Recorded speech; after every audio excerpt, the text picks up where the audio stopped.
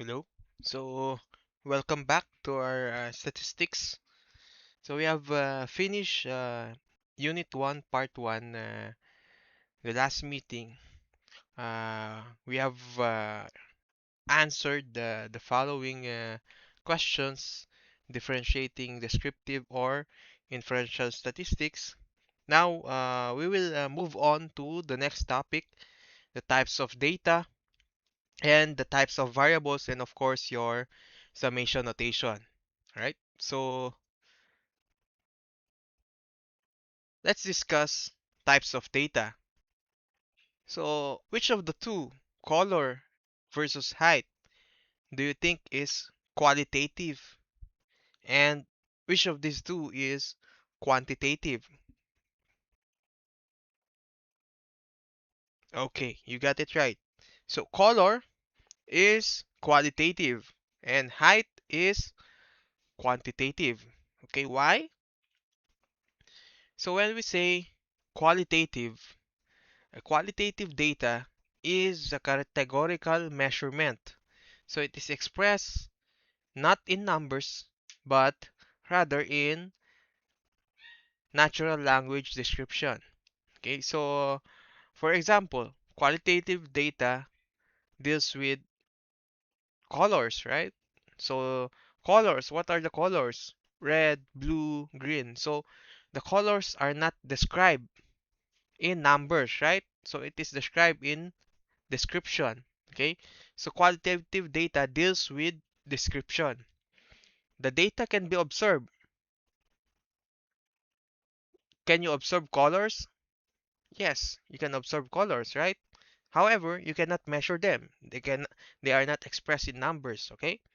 So examples of qualitative data are your colors, textures, rough and smooth, right? Smell, taste, appearance, beauty, and etc.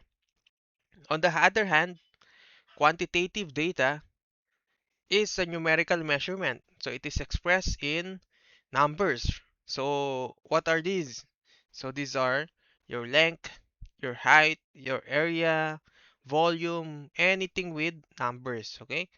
So reminder, qualitative deals with description from the word quality. Quantitative deals with numbers or from the word quantity. Okay. I hope that's very clear. Okay. So next, we'll discuss types of variables. So types of variables are classified into three. Okay, you can classify them according to functional relationship, independent or dependent variable, or you can classify them according to continuity of values. Is it continuous or discrete? Okay, and lastly, you can classify them according to scale of measurement or measurability, from the lowest or the least measurable, your nominal, up to your most measurable uh, variable or your ratio variable. Okay, so let's first discuss variables according to functional relationship. Okay, so these uh, variables is further classified into dependent and independent. Okay, so when we say dependent variable, it is called the criterion variable, okay, or known as your response or measured or observed variable, okay? Why? So it is called dependent because its value is being influenced by the independent variable. So meaning when independent variable changes, your dependent variable, that change in the independent variable influences your dependent variable, meaning the dependent will also change. Okay, so that's why it's called dependent, because its value is influenced or dependent upon the change in the independent variable. Okay. Next is what you call independent variable. Independent variable is called prediction variable, or also known as your controlled or manipulated variable. Independent variable is the one that is being manipulated in an experiment to determine its effect upon the dependent variable. Okay? So in statistics experiment, the dependent variable is the event that is being studied and expected to change when you manipulate your independent variable. Okay? So to make it clear, independent variables answer the question, what do I change? And your dependent variable answers the question, what do I observe in the experiment? Okay? So that's the difference of independent and dependent variable. Let's have an example. So here, example number one, a person's academic achievement depends on his mental ability. Okay? So from this sentence alone, you can identify already the independent and dependent variable. So what's the independent variable? What do I change, right? Answers the question, what do I change? So the dependent variable, on the other hand, answers the question, what do I observe? So in this example number one, what do you observe here is your or the person's academic achievement. And what do I change here is the mental ability. Okay? So your academic achievement is dependent upon the mental ability. So if your mental ability changes, of course your academic achievement also changes. Okay? Number two.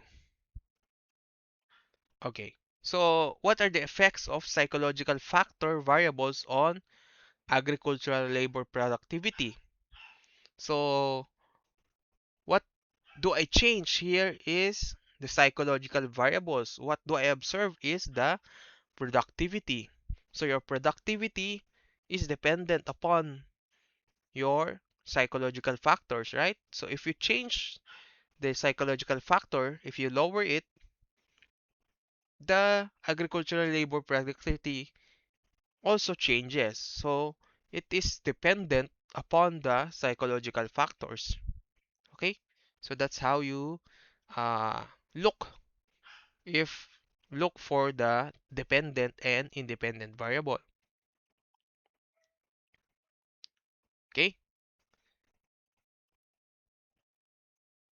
Okay. Next, we'll differentiate also variables according to continuity. So we have also two types of variables here called continuous and discrete variable. Continuous variables, these are variables that have varying degrees of precision. So meaning it is associated with fractions and decimals, okay? For example, your height or height of a building. So when you measure the height, your height of a building, it has varying degrees of precision, or it can have fractions and decimals, right? So it can be 120.5 meters, 120.6 meters, right? Your time, it could be 5.6 seconds, 3.2 seconds. So it has it has fractions or decimals.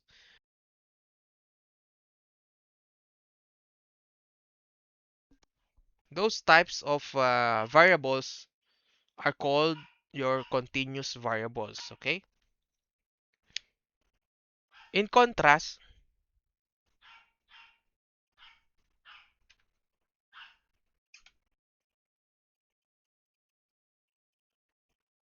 okay, I think we skip the next slide.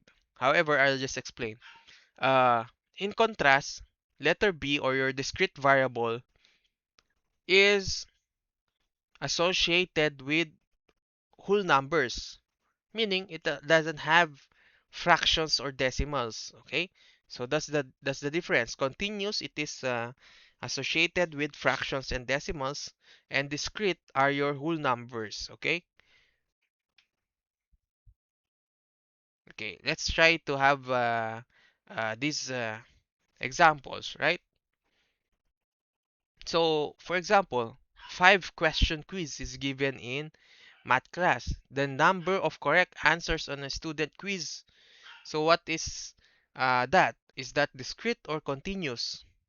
So example number one is discrete, right? So it is only on whole numbers. It can only be whole numbers. There is no 1.5 over 5 in a 5 question quiz, right? So it can only be discrete variable. Okay? Example number two, family size. Family size, it is also discrete variable. Okay? There is no one half person. Okay, there's no one half person. You cannot have 4.5 members of family. Okay, it can only be whole numbers. Okay, so what about the examples of continuous? Okay, continuous variables, the one that I have told you about, your height and your uh, time. Those are examples. And examples of discrete, these are examples of discrete. Family size, or the ones that can only have whole numbers. Okay, let's try to have a question here. So basketball score, is that discrete or is that continuous? Basketball score can only be discrete variable. Okay, why? There's no fraction or there's no decimal points in a basketball score. Okay, length of curtain, that is obviously a continuous variable. It's because when you measure your length of curtain, it has varying degrees of precision. It can have fraction and it can have decimal numbers. Okay. Now let's move on to types of variables according to scale of measurement. Okay, from the lowest one that is very hard to measure, you first start with your nominal variables. Okay, nominal variables. These variables refer to property, where whereas the members of this group can be classified, okay, on the basis of quality or attribute. Okay, for examples of nominal variables, the ones that you cannot measure are those qualitative variables, right? Qualitative, or your qualitative data. Okay, colors, religion, you cannot measure them. It cannot be expressed in numbers, right? It can only be expressed in quality or attribute. Okay, so that's an example of nominal variable. Second one is ordinal variable. Now, what's the difference with the nominal? Ordinal variable have the quality or attribute of the nominal. However, there's an addition, the addition of order. Okay, from the word ordinal, there's an addition of order. So they have quality, however, they have order. You can order them, you can rank them, okay? So for example, in a race, you can rank the first, second, third, and fourth, and fifth, and so on, right? You can label them, okay? Another example is in a painting, okay? When you rank the painting, you can rank the five as the most appealing and the one as less appealing, okay? So you can, it's hard to measure the painting, right? It's hard to measure the quality of the painting. However, you can actually rank them. Okay? So that is what you call as ordinal variable. Okay, the next one is your interval variables. Okay? What are these interval variables. This refers to the properties of your ordinal and nominal variables. However, it also has your equal intervals. Okay, so equal intervals. So meaning, okay, it has measurement already since it has equal intervals. For example, okay, the length, okay, it has equal intervals from 5 cm to 6 cm to 7 cm. It has equal interval of 1 centimeter. Okay, so length is interval variable.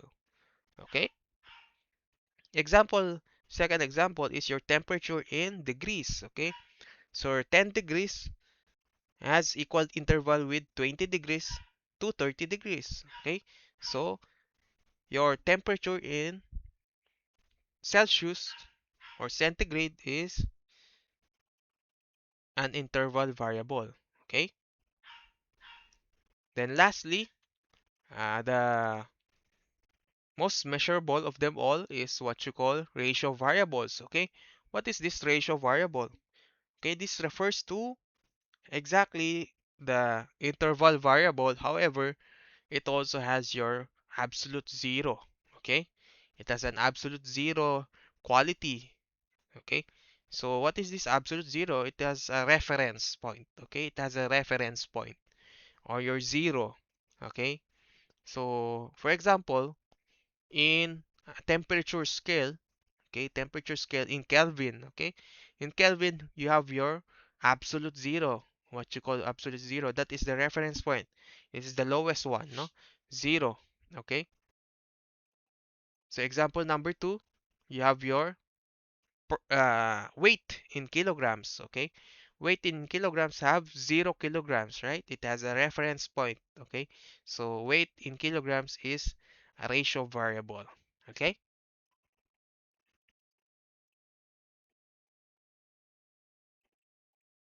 okay, so we have discussed all these topics already. So definition of statistic, descriptive and inferential.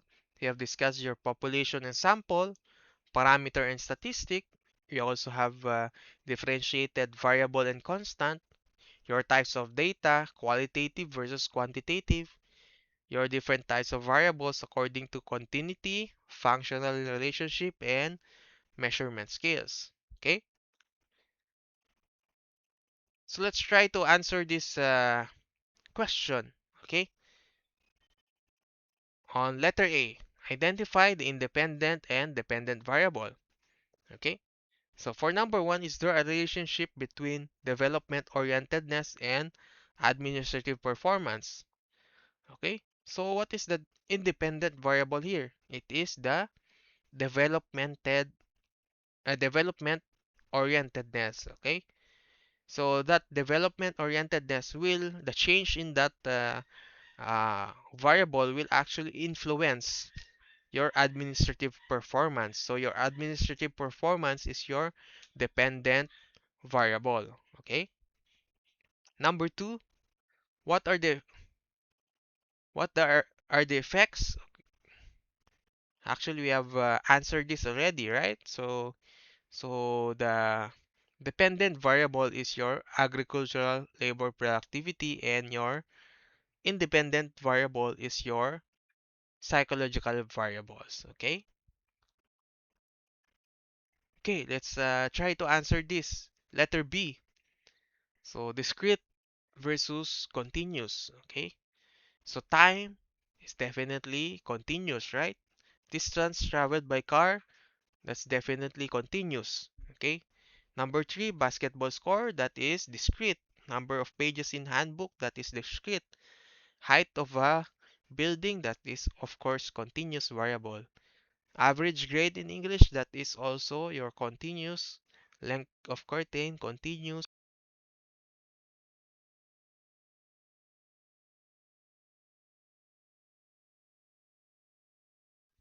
Family size, that is also discrete. Number of books in the library, that is discrete. Number of tricycles in registered in 1999, that is discrete variable. Okay? Okay, so let's try to answer this letter C. Okay, so paint color, that is also your, of course, that's obvious, nominal variable.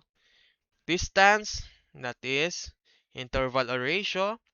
Weight in kilograms, that is interval or ratio. Number 4, weight, underweight, that is ordinal. Shirt size, that is ordinal.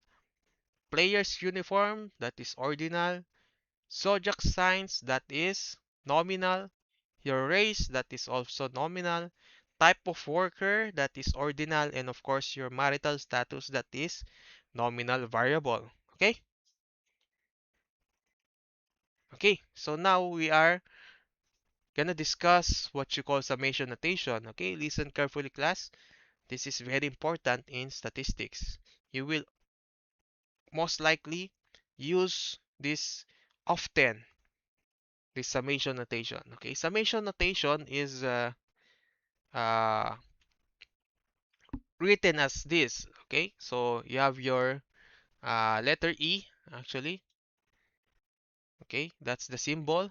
If you can see my arrow. Okay, so this is the symbol. Okay, okay, that is read as the sum of x. Okay, x sub I. Okay, on the right side, x sub I, wherein your I ranges from 1 to n. Okay, your n is up top, your 1 is down below your summation notation. Okay, so the numbers and letters here, the number 1 is your called your lower limit. Okay, and your letter n is the upper limit. Okay, meaning that's the end. Okay, so what does this notation mean? It only means that you will just add the values of x from 1 to n. Okay, or from your lowest limit to your upper limit, to your lower limit and upper limit. You will add the value of x from your lower limit to your upper limit. Okay, let's try an example to be clearer. If you have your x sub 1 equals 5, x sub 2 equals 8, x sub 3 equals 2, x sub 4 equals 5, x sub 5 equals 7. Now, you are asked to solve so the sum of x sub I, wherein I is equal to, ranges from 1 up to 5. Okay, your lower limit is 1 and your upper limit is 5. Okay, so what does that mean? You just add your values of x from 1 to 5. So x sub 1 until 5. You just add them.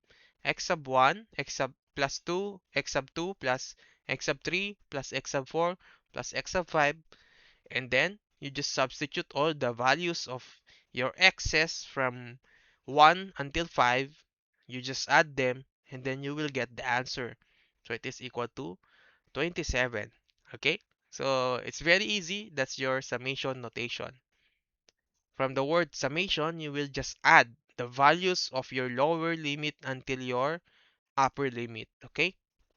So I hope that's clear, class. Okay? So to avoid confusion, sometimes the book or your professors will actually uh, summarize the summation notation. So instead of actually writing the summation notation completely, writing the lower limit and the upper limit and your x sub I, they will just write summation of x for convenience. Okay, so don't be confused. This summation of x is just the same as this complete summation notation here. Okay, any question? Okay, here. All right, so I hope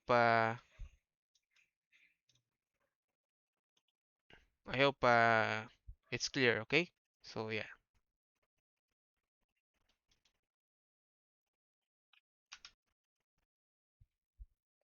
Okay, so let's try to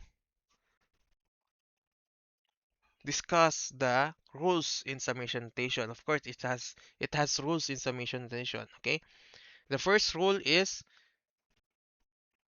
the summation of the sum of two or more variables, okay, is equal to the sum of their summation, okay? So what does this mean? So if you see two or more, so you can see here two or more, x sub I plus y sub I plus z sub I. So you have three actually, you have three. So here you are tasked to sum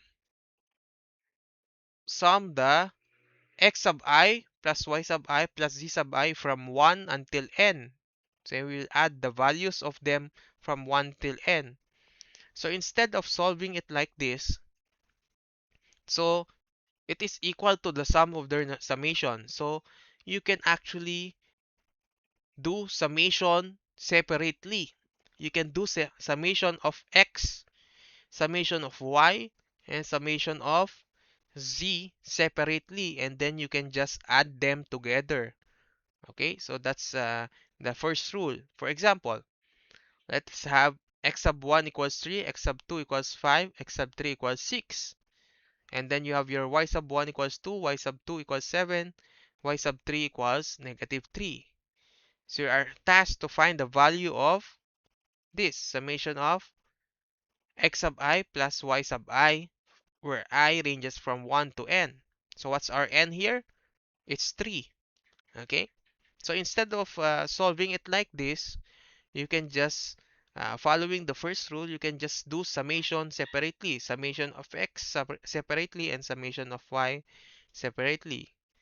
So if we do that, summation of x separately and summation of y, we add x separately. So x sub 1 is 3, x sub 2 is 5, and x sub 3 is 6. So 3 plus 5 plus 6, that is 14, right?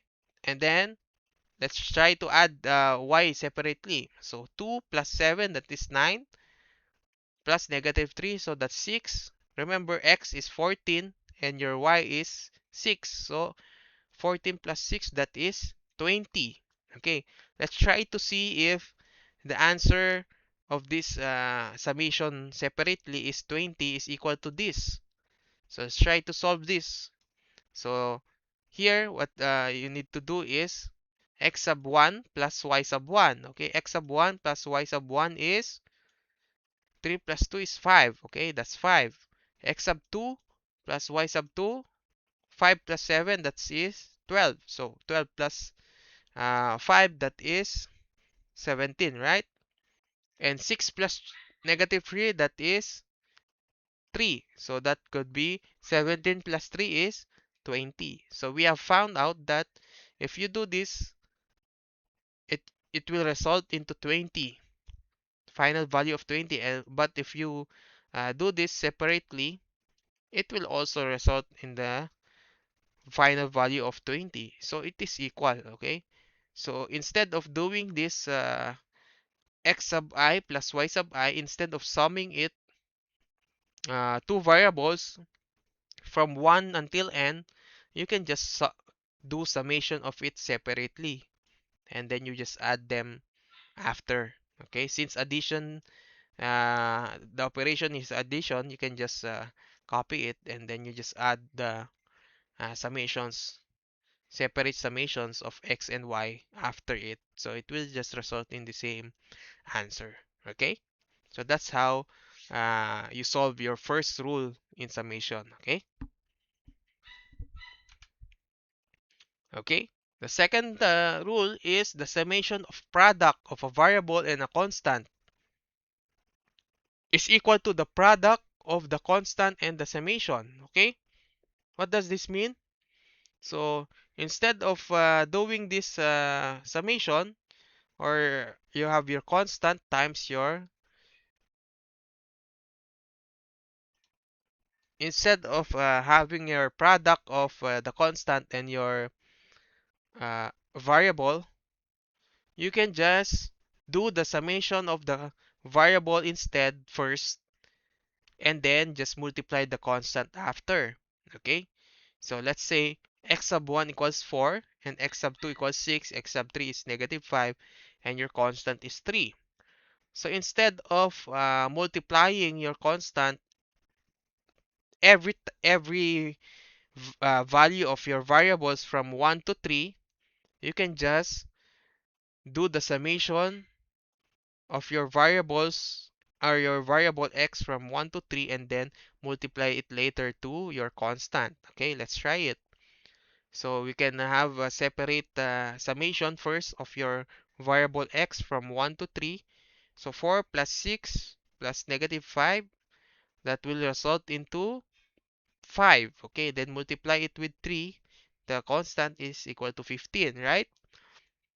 So that is the uh, rule number 2. Now let's try to solve it uh, on the long method. So you multiply the constant to every variable of x from 1 to 3. So 3 times 4, that is 12.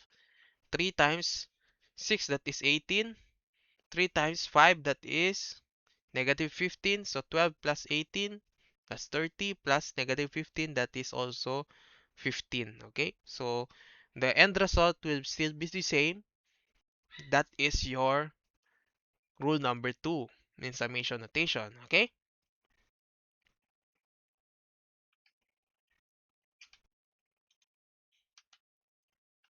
Okay, so last rule in summation notation. Okay, so you will have your constant, summation of a constant. So what is the result if you sum on your constant? So the end result for your summation of a constant is just multiply your upper limit or your n times your constant. Okay, so let's say your n or your upper limit is 5 and your constant is 8. So summation of constant or your 8, where I is equal to 1, ranges from 1 until your n is 5. Okay, so you just multiply your n, 5 times your constant is 8, so that will be equal to 40. Okay, so 5 times 8 is 40. Okay, all right.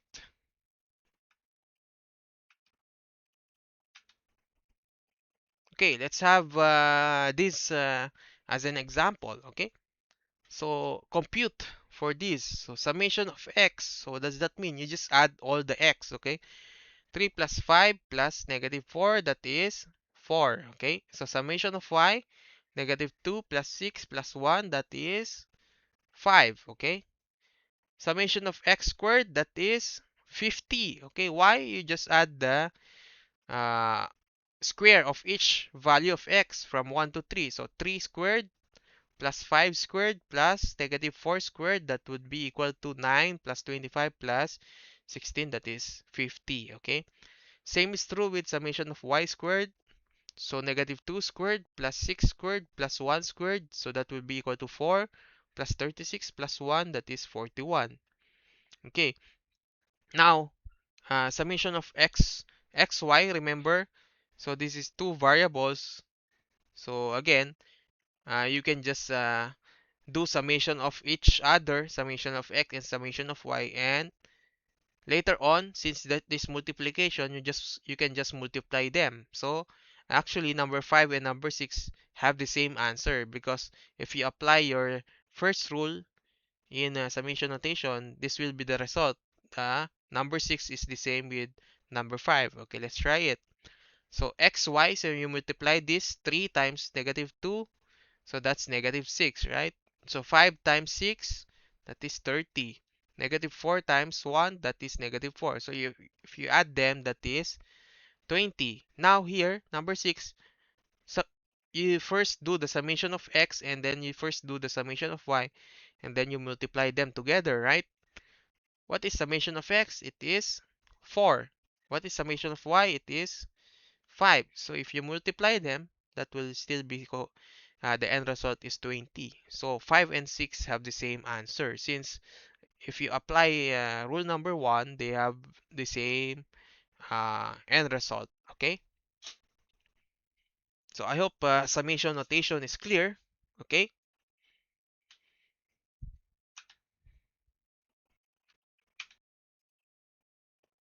okay, so I want you to answer this question. Okay, so find summation of x, summation of y, summation of x squared, summation of y squared, summation of xy, and summation of x times summation of y.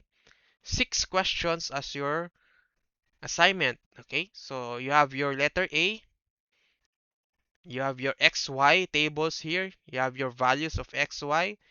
So it is from 1, 2, 3, 4, 5, 6, 7, 8, 9, 10. So 10. So your lower limit is 1 and your upper limit is 10. Okay? So you have to find this 6. You have to answer this 6 question. Okay? You put your answer in yellow pad paper. Okay? One whole yellow pad. I want you to write the whole solution. Okay? You don't write the answer. You write the whole solution. Just like we did a while ago.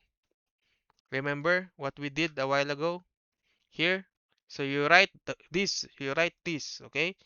So you write the solution. I don't want to see direct answer. I want to see the solution, okay? You put your answer in a yellow pad paper, one whole.